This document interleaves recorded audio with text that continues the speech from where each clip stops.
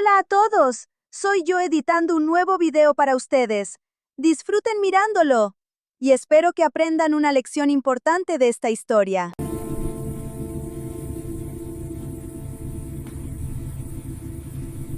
¿Qué pasa si te digo que las costumbres amorosas más famosas de la antigua Roma no eran romanticismo, sino una auténtica máquina para destruir imperios, familias y destinos? Imagina si descubrieras que detrás de las fachadas de arcos triunfales, combates de gladiadores y villas de mármol se ocultaba un sistema donde la pasión se usaba como arma, la traición como norma y la infidelidad como casi una tradición estatal. Olvídate de todo lo que sabes sobre el gran amor romano de las películas y los libros de texto. Hoy voy a revelar la verdad que durante siglos se escondió en pergaminos cifrados, cartas interceptadas por espías, denuncias anónimas y testigos que desaparecían. Esta verdad puede destruir todo lo que creías sobre la antigua Roma. Porque no se trata de romances, se trata de poder. De cómo en la intimidad se movían senadores, se truncaban carreras, se compraban voluntades y se decidía quién gobernaría el imperio romano. Y una mujer llevó este juego hasta el punto del que no había vuelta atrás. Todo comenzó mucho antes de los emperadores, en tiempos de la República, pero floreció de verdad con los primeros príncipes. Vamos a sumergirnos en la parte más oscura de esta historia. Abril del año 41 de nuestra era. El nuevo emperador Claudio acababa de subir al trono tras el asesinato de Calígula. Era débil, tartamudeaba, cojeaba, un blanco ideal para intrigas. Y se casó con su sobrina Valeria Mesalina, una mujer cuya belleza ya era leyenda y cuya reputación, digamos que los rumores sobre ella circulaban incluso antes de la boda. ¿Por qué precisamente ella? ¿Por qué Claudio, que podía elegir a cualquier patricia, necesitaba a Mesalina, sobrina con reputación de mujer que no sabía controlarse? La respuesta es simple y aterradora. El matrimonio era político. Pero nadie esperaba que esa política se convirtiera en la pesadilla amorosa de todo el imperio. Ya en mayo del año 41, un mes después de la boda, llegó a Ostia, el principal puerto de Roma, la primera misiva anónima. El papiro estaba enrollado, sellado con cera negra sin escudo, dentro solo unas líneas en cifrado griego que usaban solo los espías de Alejandría. El denunciante pedía 50,000 sestercios por los detalles. Los vigiles imperiales pagaron. Y obtuvieron nombres. Y lo más terrible no eran los nombres. Lo más terrible era que el denunciante claramente conocía la corte desde dentro. Porque tales detalles no se escriben desde la calle. Eso significa que junto a Mesalina ya había alguien que vendía sus secretos, y el siguiente paso podía ser un golpe contra el propio Claudio. Y en ese momento dejó de ser rumor. Porque una lista ya es una herramienta, y una herramienta en manos ajenas es una amenaza al trono. El primer nombre. Mnester. Actor famoso, favorito del público, guapo con una voz que hacía desmayarse a las mujeres en el teatro de Pompeyo. El segundo. Mnesífeo. Joven bailarín griego de la troupe que actuaba en los banquetes del palacio. El tercero. Popea. Futura esposa de Nerón, pero entonces solo una matrona noble. La denuncia decía: Mesalina organizaba reuniones secretas en su jardín personal en el Esquilino, de noche, bajo el pretexto de misterios de la buena diosa. Solo mujeres, solo elegidas, y solo las que estaban dispuestas a jugar según sus reglas. Según los autores antiguos, acusaban a Mesalina de numerosas relaciones y encuentros secretos que los senadores llamaban vergüenza para la casa imperial. Sin embargo, los detalles de esas acusaciones nos llegaron a través de relatos de sus enemigos políticos. Pero, ¿por qué Mesalina arriesgaba tanto tan abiertamente? Al fin y al cabo, era la esposa del emperador. ¿Para qué necesitaba eso? En junio de ese mismo año, Tigelino, futuro prefecto de los pretorianos, entonces solo un espía leal de Claudio, fue personalmente al barrio de los actores y artistas. Sobornó a un traductor egipcio por 10 áureos de oro. Este descifró la segunda carta, interceptada ya en la propia Roma. Estaba escrita en pergamino fino, con tinta que olía a agua de rosas. Dirigida a Mester. Ven mañana por la noche al santuario en la colina Aventina. Solo. Sin máscara. Llevaré un manto negro con una serpiente de plata en el pecho. No llegues tarde. Será una reunión muy arriesgada. Tigelino no informó de inmediato. Decidió seguir él mismo. La noche del 22 de junio se escondió en la sombra de los cipreses junto al templo. Y vio. Mesalina llegó de verdad. La capucha ocultaba el rostro, pero el andar, los gestos, incluso cómo ajustaba el manto, todo coincidía. Mester apareció unos minutos después. Se abrazaron justo en la entrada del templo. Luego desaparecieron dentro. Tigelino esperó hasta el amanecer. Salieron juntos. Se separaron en la entrada. Y ella le susurró algo al oído. Néstor palideció y asintió. ¿Qué le dijo? ¿Por qué un actor siempre tan seguro de repente parecía condenado? Claudio se enteró de todo solo en julio. Narciso, su liberto y persona de confianza, le llevó el pergamino con el informe de Tigelino. El emperador guardó silencio largo rato. Luego preguntó solo una cosa. ¿Cuántos eran? Narciso respondió. Por ahora se conocen 23, pero solo los nombrados. 23 supuestas relaciones en 3 meses de matrimonio. Y cada uno de esos hombres pertenecía a círculos de influencia distintos. Teatro, senado, ejército. Ya no era sobre sentimientos. Era una red. ¿Tú habrías creído la denuncia? ¿O habrías pensado que era venganza de envidiosos? ¿Qué habrías hecho en el lugar de Claudio, marido que acababa de convertirse en emperador y no podía permitirse parecer débil? La intriga solo empezaba. En agosto del 41 interceptaron otra misiva, ya no anónima. El remitente firmó, el que ha visto demasiado.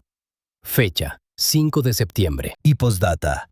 Si el emperador no interviene, pronto toda Roma lo sabrá. Claudio volvió a callar, pero dentro de él ya se gestaba la tormenta.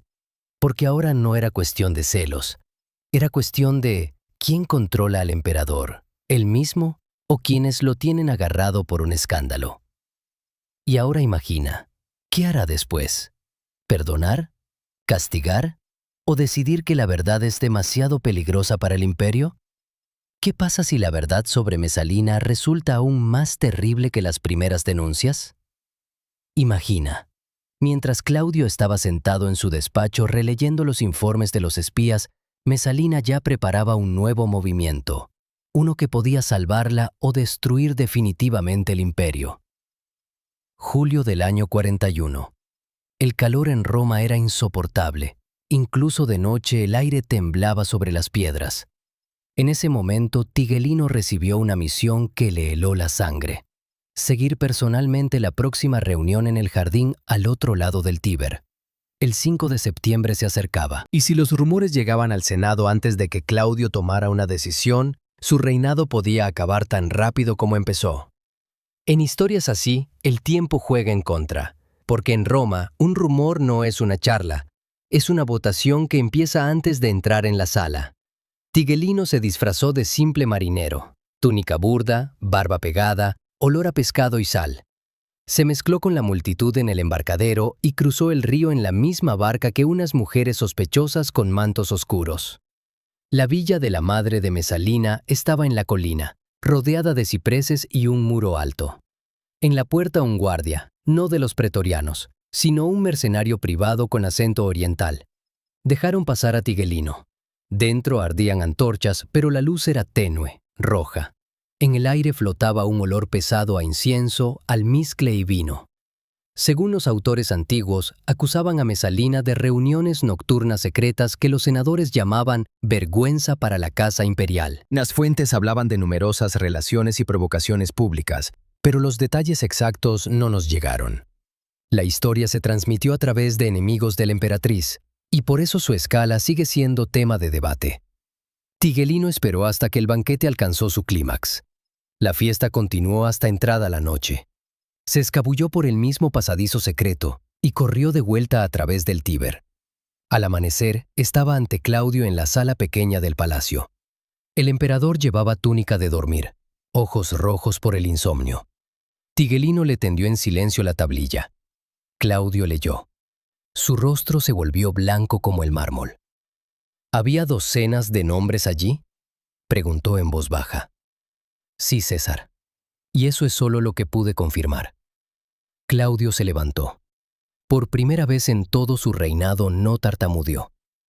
Trae a Narciso y a Palas. Inmediatamente. Mañana del 6 de septiembre. 3 hombres, el emperador y sus 2 libertos más confiables, se sentaron en una habitación secreta bajo el Capitolio. La puerta la custodiaban 4 pretorianos. En la mesa estaban todas las cartas interceptadas, tablillas de cera, incluso un trozo del manto de Mesalina con olor a agua de rosas. Narciso habló primero.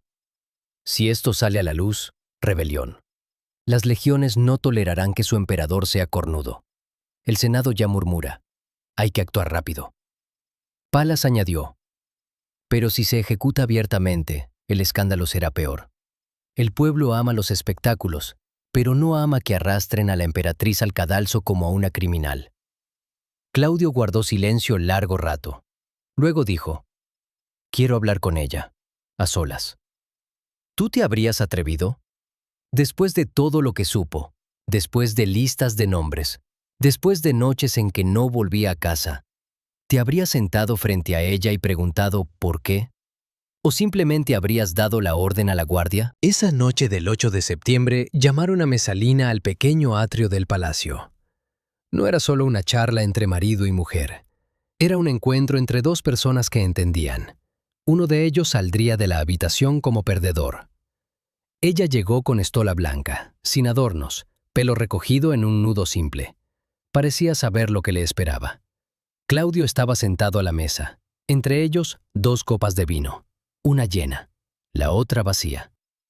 ¿Sabes por qué te llamé?, empezó él. Ella asintió. Entonces dime la verdad. ¿Todo esto, para qué? Mesalina lo miró a los ojos, por primera vez sin burla. Para sentirme viva. Y en ese momento Claudio entendió que se había casado no con una mujer, sino con una fuerza de la naturaleza imposible de controlar.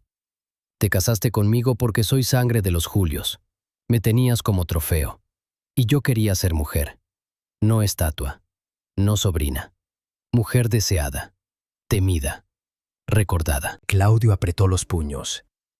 ¿Y decidiste convertir la casa imperial en el hazmerreír del Senado? Ella se levantó de golpe. Se acercó. Nunca me tocaste como ellos. Me temías. Temías que viera tu debilidad. Y la vi. Y aún así me quedé. Porque te amaba. A mi manera. Él se puso de pie. ¿Amabas? Organizabas competencias. Vendías el honor del imperio. Mesalina lo abofeteó. Fuerte. Sonora. Y tú vendiste mi honor cuando te casaste conmigo por cálculo. ¿Quién es peor de nosotros? Claudio se quedó inmóvil. Una lágrima corrió por su mejilla, la primera en muchos años. Susurró. Vete. Te doy tiempo hasta el amanecer. Vete de Roma. Si te quedas, no podré protegerte. Ella lo miró largo rato. Luego se dio la vuelta y salió. Pero no se fue. Y justo en ese momento su historia dejó de ser drama personal. Se convirtió en problema de Estado. Y aquí lo más peligroso. Cuando la historia se vuelve estatal, las decisiones las toman quienes no deberían. A veces el emperador se entera último. En realidad los hechos se desarrollaron de otra forma. En el año 48 de nuestra era, acusaron a Mesalina de matrimonio abierto con el senador Gayo Silio, mientras Claudio estaba fuera de Roma. Eso ya no eran rumores ni intrigas, sino desafío directo al poder imperial. Tácito escribe que Narciso, persona de confianza de Claudio, lo convenció de actuar inmediatamente. Encontraron a Mesalina en los jardines de Lúculo. Las fuentes describen sus últimas horas sin detalles, pero coinciden en una cosa. La sentencia se cumplió con rapidez. Pero con eso el juego no terminó. Solo cambió las reglas. Ahora todo se hacía más callado, más cuidadoso, más inteligente, porque todos vieron a qué llevaba la audacia demasiado ruidosa. Porque la lección de Mesalina la aprendieron todos. La pasión es influencia. Claudio, según testimonios de autores antiguos, tardó mucho en creer lo ocurrido, y después preguntaba si realmente todo había terminado. Tras su muerte, el Senado ordenó destruir sus imágenes y borrar su nombre de inscripciones oficiales. Sin embargo, la memoria de ella y los rumores sobrevivió cualquier prohibición. Mientras tanto, en Roma, las costumbres que Mesalina hizo famosas no desaparecieron. Se fueron al subsuelo, pero florecieron aún más. Las matronas nobles seguían organizando banquetes secretos, solo ahora sin figura central. Ahora cada una quería ser la nueva Mesalina. Las villas al otro lado del Tíber ardían de luces por las noches. Popea Sabina, la misma cuyo nombre ya había surgido junto a estas historias, empezó a reunir su propio círculo de influencia. Ahora no era sobre sentimientos, sino sobre palancas. Y en Roma muy rápido entendieron: un puesto vacío en la cima no queda vacío mucho tiempo. Claudio lo sabía. Le informaban cada semana. Pero no hacía nada. ¿Por qué? Porque tenía miedo. Miedo de que si tocaba a una, se derrumbara todo el sistema. Y ese sistema mantenía a Roma a flote más que las legiones. Familias nobles, unidas por lazos secretos, no se rebelaban, disfrutaban y callaban. ¿Tú habrías podido cerrar los ojos ante algo así? Sabiendo que tu esposa empezó todo esto y ahora otras mujeres continúan su obra, ¿y ya no se puede parar? ¿O habrías quemado todo Roma con tal de borrar la vergüenza? En octubre del año 42, Claudio se casó de nuevo, con Agripina la menor, su sobrina, hermana de Calígula, madre del futuro Nerón. El matrimonio era aún más político que con Mesalina, pero esta vez Claudio la miraba con otros ojos. No confiaba, verificaba. Cada noche preguntaba: ¿dónde estabas? Cada día leía informes de espías. Agripina sonreía. Decía: no soy Mesalina, quiero poder, no amantes. Y posiblemente eso era mucho más peligroso. Pero los espías informaban otra cosa. Ya en enero del año 43 interceptaron una carta de Agripina a cierto Palas, su liberto y, según Tácito, su amante. Tácito escribió que Agripina fue fortaleciendo gradualmente su influencia en la corte y promoviendo a Nerón como heredero. Claudio vio esa carta y por primera vez en años habló en voz alta lo que lo atormentaba desde hacía tiempo. Maté a una, y la segunda me matará a mí. No se equivocó, porque Roma entraba en una era donde la intriga sería más importante que la ley, y la cercanía al poder más peligrosa que cualquier espada. En octubre del año 54, Claudio murió. Oficialmente, envenenamiento por setas. Extraoficialmente, Agripina le administró el veneno. Nerón se convirtió en emperador a los 17 años, y Agripina en la primera mujer que gobernó Roma de facto. Pero antes de morir, Claudio supuestamente le dijo a Narciso sus últimas palabras: pensé que la muerte de Mesalina salvaría el imperio, pero ella solo inició la cadena. Cada una siguiente será peor. Y la cadena realmente no se rompió. Popea Sabina se convirtió en esposa de Nerón. Continuó las tradiciones de Mesalina, pero con aún mayor escala. Escándalos y maquinaciones políticas. Todo lo mismo, solo que ahora en el trono se sentaba un loco que quemaba Roma por espectáculo. Y aquí está la gran paradoja. En Roma se derrumbaban ciudades, cambiaban dinastías, estallaban conspiraciones, pero el arma más peligrosa nunca fue el acero, sino la confianza, porque se vendía más rápido que nada. Entonces, ¿qué eran realmente esas costumbres amorosas de la antigua Roma? Era un sistema, donde lo personal se convertía en político, y los sentimientos en una herramienta de presión. Y precisamente por eso funcionaba, porque nadie lo llamaba por su verdadero nombre. ¿Romanticismo? No, era una guerra por el control sobre los cuerpos, sobre los deseos, sobre el imperio. Las mujeres usaban la pasión como arma, los hombres el miedo y la venganza. Y al final perdieron todos. Y ahora una pregunta para ti. Si hubieras vivido en esa época y hubieras descubierto la verdad, ¿te habrías unido al juego? ¿O habrías intentado romperlo? Escribe en los comentarios. ¿Habrías perdonado a Mesalina en el último momento? ¿O la habrías ejecutado sin conversaciones? ¿Qué es más importante, el amor o el imperio? En el próximo video analizaremos a Agripina y Nerón, cómo una madre convirtió a su hijo en emperador y cómo él después la hizo pagar por ello. ¿Era Nerón un monstruo desde el principio? ¿O fue ella quien lo convirtió en eso? La mayor parte de la información sobre Mesalina nos llegó a través de Tácito, Suetonio y Casio Dión, autores que escribieron décadas después de los hechos y posiblemente con prejuicios. Por eso muchos detalles de su historia siguen siendo objeto de debate.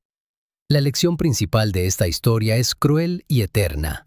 Cuando el amor se convierte en arma, tarde o temprano dispara contra quien la sostiene. Controla tus sentimientos, o te destruirán a ti y al imperio de paso. Gracias por llegar hasta el final. Dale like si esta verdad te hizo cambiar tu visión sobre Roma. Suscríbete para no perderte la continuación. Y recuerda, los secretos más terribles no se esconden en pergaminos, sino en aquellos en quienes más confiamos.